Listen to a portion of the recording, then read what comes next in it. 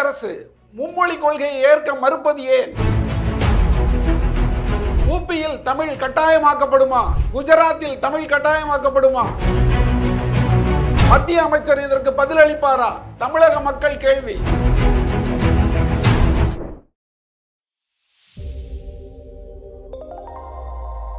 வணக்கம். இன்னைக்கு நம்ம மும்மொழி கொள்கை பற்றி பேச போகிறோம். தமிழ்நாட்டில் இன்னைக்கு எங்கே பார்த்தாலும் இதே பிரச்சனை தான். திமுக கூட்டணி கட்சிகள் தான் இதை ஆதரிக்கிறாங்கன்னு இல்லை. தமிழ்நாட்டில் இன்னைக்கு பாரதிய ஜனதாவை தவிர மற்ற எல்லா கட்சிகளும் மும்மொழி கொள்கை எங்களுக்கு வேண்டாம், எங்களுக்கு 2 மொழி கொள்கை தான், இதுதான் தமிழ்நாட்டினுடைய கொள்கை அப்படிங்கிறதுல தீவிரமாக இருக்காங்க. அது இன்னைக்கு நேற்று இல்லை, சுதந்திரத்துக்கு முன்னே இருந்தே இருமொழி கொள்கையில் தமிழ்நாடு ரொம்ப தீவிரமாக இருக்குது. அதாவது இப்போ பாரதிய ஜனதாவோட கொஞ்சம் அப்படி இப்படி உறவில் இருக்கக்கூடிய ஓபிஎஸ், அப்புறம் பாட்டாளி மக்கள் கட்சி, இப்படி எல்லா கட்சிகளுமே, அதிமுக மற்றும் அதனோட கூட்டணியில் இருக்கக்கூடிய தேமுதிக, தாவேகா தலைவர் விஜய், இப்படி எல்லாருமே, திமுக கூட்டணி மட்டும் அல்ல, அனைத்து கட்சிகளும், இன்னும் ஒரே வரியில் சொல்லப்போனால் பாரதிய ஜனதாவை தவிர எல்லாருமே இருமொழி கொள்கையில் ரொம்ப தீவிரமாக இருக்காங்க. இது தமிழ்நாட்டினுடைய வளர்ச்சிக்கு காரணமே இந்த இருமொழி கொள்கை தான். இருமொழி கொள்கையில் ஏன் கூட ஒரு லாங்குவேஜை படித்தா என்ன அப்படிங்கிற கேள்வி உங்களுக்கு வருது. தமிழ்நாட்டில் 3வது மொழி அவசியம் அப்படிங்கிற இடத்துல தமிழ்நாடு அரசு 3வது மொழியை சொல்லி தான் கொடுக்குது. இப்போ கன்னியாகுமரி மாவட்டத்துக்கு போனீங்கன்னா, கோவை மாவட்டத்துக்கு போனீங்கன்னா, சென்னையில் பல பகுதிகள், இன்னும் கிருஷ்ணகிரி மாவட்டத்திலலாம் பார்த்தீங்கன்னா அந்த அண்டை மாநிலத்தினுடைய மொழிகளை நம்ம தமிழ்நாடு அரசு சொல்லி கொடுக்க தான் செய்யுது. தமிழ், ஆங்கிலத்தோட கன்னடம், உருது, தெலுங்கு, மலையாளம், இப்படி எல்லா மொழிகளையும் சொல்லி தான் கொடுக்குது. நம்ம எந்த மொழிக்கும் தமிழ்நாடு விரோதமானது அல்ல. தமிழ்நாடு மாணவர்கள் நலனில் தான் முக்கியமாக கண்ணும் கருத்துமாக இருக்குது. இப்போ இவங்க இந்திய கற்றுக்கொள்ளுங்க, அப்போ தான் உங்களுக்கு நிதி தருவோம் பிஎம் ஸ்ரீ திட்டத்தில் அப்படிங்கிற மாதிரி ஒரு நெருக்கடியை கொடுக்குறாங்க. இந்த திட்டம் 2022 பிரதமர் மோடி அறிமுகப்படுத்தினார். அதாவது பிஎம் ஸ்ரீ ஸ்கூல்ஸ் திட்டம்னு.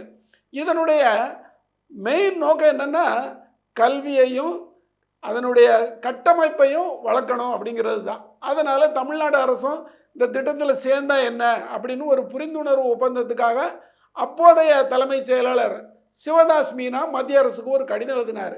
உடனே இவங்கெல்லாம் பாரதிய ஜனதா ஆதரவாளர்கள் என்ன சொன்னாங்க, மும்மொழி கொள்கைக்கு தமிழ்நாடு அரசு ஒத்துக்கிட்டாங்க அப்படின்னு ஒரு புரோபகண்டா பண்ணாங்க. ஸோ அவங்க ஒத்துக்கிடலை, நாங்கள் ஒரு கமிட்டி அமைக்கிறோம், அந்த கமிட்டி சிபாரிசு செய்யக்கூடிய அடிப்படையில் நாங்கள் இதை ஏற்றுக்கிறதா இல்லையாங்கிறத முடிவு பண்ணுறோம் அப்படின்னு ஒரு தகவலை தான் தெரிவித்தாங்க.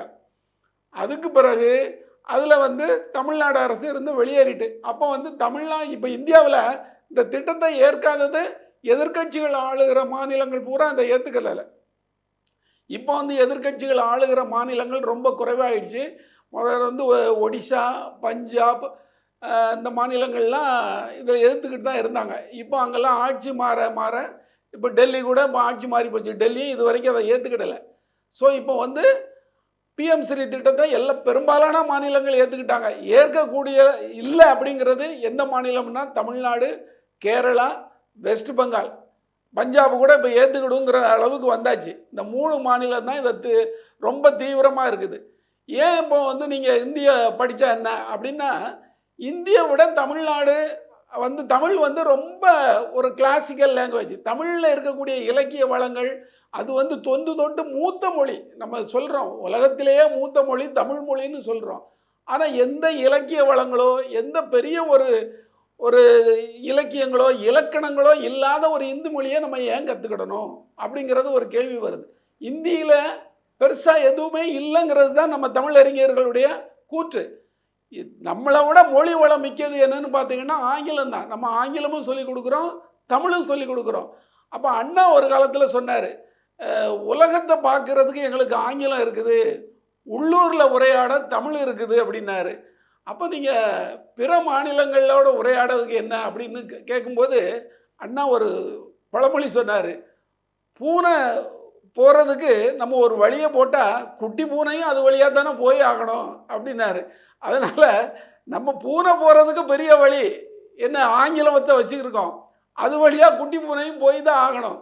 இதே நீங்கள் வந்து இங்கே ஹிந்தி மொழியை கற்றுக்கிட்டா என்னன்னு கேட்குறவங்க ஏன் வட மாநிலங்களில் உள்ள பள்ளிகளில் தமிழை கற்றுக் கொடுத்தா என்ன? தமிழ் வந்து பெரிய மொழி, தமிழில் இல்லாத இலக்கணம் இல்லை, இலக்கியங்கள் இல்லை, மூத்த மொழின்னு பிரதமரும் மத்திய அமைச்சர்களும் இங்கே வரும்போது புகழ்ந்து பேசுகிறாங்க. தமிழ் பெரிய மொழி, தமிழில் இல்லாததே இல்லை.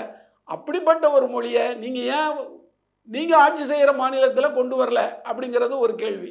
ஆனால் அவங்க அதெல்லாம் செய்ய மாட்டாங்க, இந்தியை தாங்க கொண்டு வருவாங்க. இன்னும் பெரிய ஆபத்துனா இது இந்தியை மட்டும் திணிக்கலை, சமஸ்கிருதத்தையும் உள்ள கொண்டு வரப்போகுது இந்த திட்டம். அதைத்தான் நம்ம தெரிஞ்சுக்கிட்டு இதை அப்படியே எதிர்க்கிறோம். சமஸ்கிருதம் இந்தியாவில் பேசக்கூடியவங்க மொத்தம் அதிகாரபூர்வமாக பார்த்தா 73,000 பேர். அவங்களுக்காக இந்த மத்திய அரசு இன்னைக்கு வரிஞ்சு கட்டி நிற்கிது அந்த மொழியை மேலே தூக்கி பிடிக்கிறதுக்கு. ஆனால் தமிழ் மொழி இவ்வளவு இலக்கண வளங்கள் இலக்கிய வளங்கள் இருந்தும் தொன்று தொட்ட மூத்த மொழியாக இருந்தும் இதனுடைய முன்னேற்றத்துக்கு எதுவுமே செய்யலை. நாங்கள் தமிழ் சங்கமம் நடத்துகிறோங்கிறாங்க. தமிழ் சங்கமம் ஒரு வாரம் அங்கே நிகழ்ச்சிகளை நடத்திட்டா தமிழ் வளர்ந்துருமா? ஏன் ஊபியில் உள்ள பள்ளிகளில் தமிழ் கட்டாயம்னு நீங்கள் சொல்லதுக்கு உங்களுக்கு ஏன் மனசு வர மாட்டுக்கு? குஜராத்தில் உள்ள பள்ளிகள் தமிழ் கட்டாயம், தமிழ் பெரிய மொழி, மூத்த மொழி, உலகத்தின் மூத்த மொழி, அது எல்லாரும் படித்து ஆகுங்கன்னு குஜராத்தில் போய் நீங்கள் பிரதமர் மோடி சொல்லுவாரா? சொல்லலை. ஆனால் இன்னைக்கு தமிழ்நாட்டுக்கு வர வேண்டிய நிதியை மத்திய அரசு நான் தரமாட்டேன், நீங்கள் மும்மொழி கொள்கையை ஏற்றுக்கிட்டால் தான் தருவேங்கிறாரு. இந்த நிதி வந்து அவங்களுக்கான நிதி இல்லை, இது நம்ம மாநில அரசு வசூல் பண்ணி கொடுக்குது. அதில் நம்மளுடைய உரிமையை கேட்கிறோம். 3வது மொழி கண்டிப்பாக நீங்கள் ஏற்றுக்கிடணும்னு ஒரு மத்திய கல்வி மந்திரி சொல்கிறாரு. இது எப்படி இந்திய அரசியல் அமைப்பு சட்டத்தில் எந்த பிரிவில் 3வது மொழியை கட்டாயமாக்குது அப்படின்னு தமிழக முதல்வர் ஸ்டாலின் அவர்கள் கேட்டிருக்காரு. இது சரியான கேள்வி. நீங்கள் அந்த அரசியலமைப்பு சட்டத்தில் மும்மொழி கொள்கை சட்டமாக்கப்பட்டிருக்கு, கட்டாயமாக்கப்பட்டிருக்கு அப்படின்னு சொல்லுங்கள், ஏற்றுக்கிறோம். ஆனால் எதுவுமே இல்லை. உங்கள் ஆலோசனைகள் உங்கள் விருப்பத்தெல்லாம் ஏற்றுக்கிறதுக்கு தமிழ்நாடு எப்படி தயாராக முடியும்? தமிழ்நாடு இன்னைக்கு கேட்குறது உரிமையை, உங்ககிட்ட வந்து யாசகம் கேட்கலை. ஸோ தமிழ்நாட்டு மக்களின் நலனில் உங்களுக்கு உண்மையாக அக்கறை இருக்குமானால் நீங்கள் தமிழ்நாட்டுக்கான கல்வி நிதியை ஒதுக்கணும்.